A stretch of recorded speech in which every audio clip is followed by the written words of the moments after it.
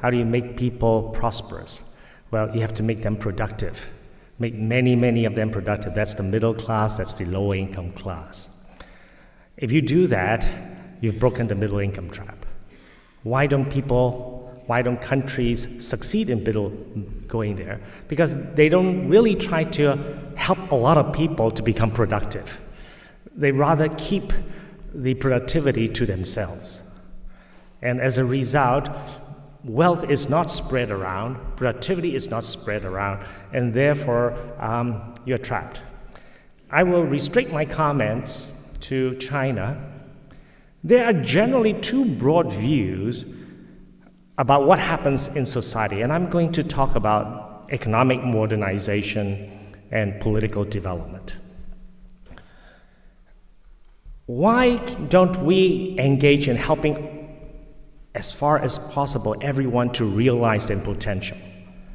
Why don't we make everybody rich? Why don't we make them productive? Well, that's politics. Politics prefers that we do it for ourselves, but not for the others.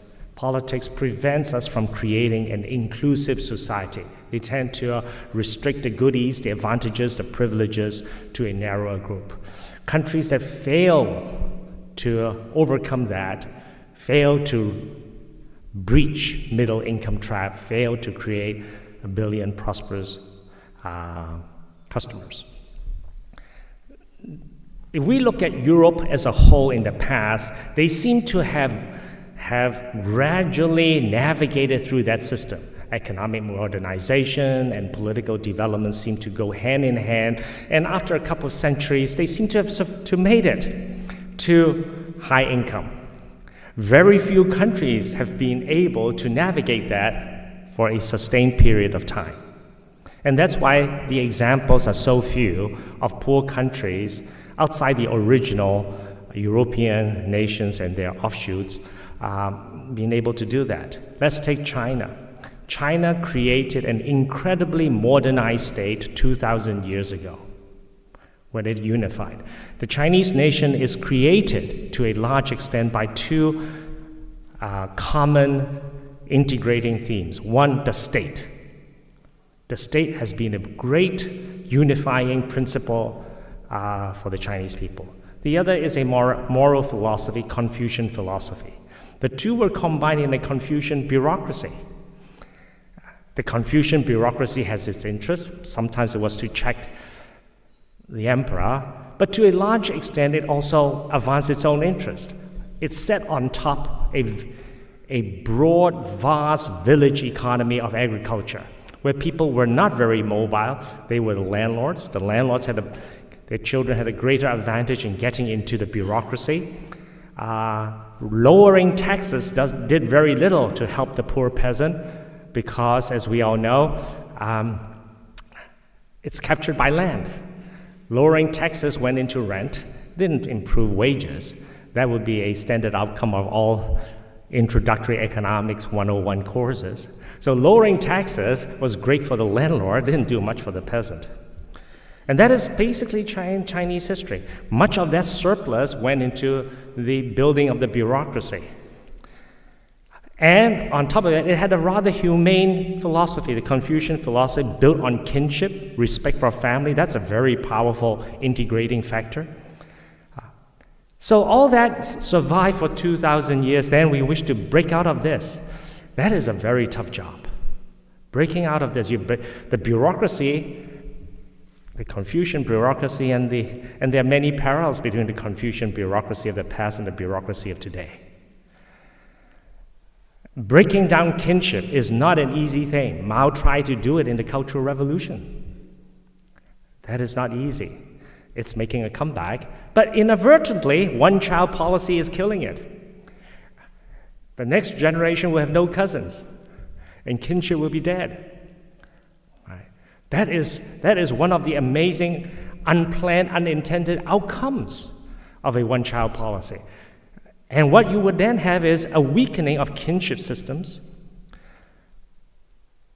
Now, the other thing that has really done very well in China in the last 30 years is to allow the mobilization of people to leave land, to go into the cities. This has created the basic foundations of a modern, urban, market-driven economy. But the overwhelming presence of the state continues to hold back. The emergence of oligarchical, monopolistic influences is a big problem in China, as is in almost all other developing countries that fail to develop. Middle income trap is not about economic strategy. It is about political reform. Politics drives it. Of course, the reward at the end of successful political reform is a vibrant economy and sustained economic growth. China has many things going for it at the moment. A one-child policy is breaking down old support structures, people leaving land, and if land is going to be privatized, this will further help it along. But overcoming resistance, oligarchic influences within the state bureaucracy will not be a trivial matter. So what will make China overcome middle income trap? Competition. The more competition, the lower of barriers of entry for people to enter the marketplace would be the single most important indicator. And it will make advances in some places and it will not make advances in other places.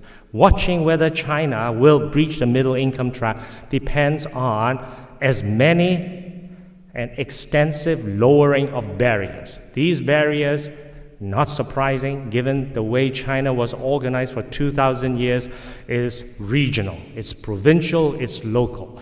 Barriers for goods to move around, for capital to be moved around, capital channeled through state bureaucracies, allocated by state bureaucracies. State bureaucracies are one of those barriers. But people are moving around. At least that is one of the great advantages. That's an important breakthrough. But you need more breakthroughs. You need land to be tradable. You need capital to be more mobile than it is today. So opening up competition will drive it. So I have no recommendations on how to do it. That's not my job. My job is very simple. I will look at across China's economy where competition is emerging, where it is being held back. If it's unbalanced, important things are being opened up, and only unimportant things are being held back. That is progress. It will overcome middle income trap. Thank you very much.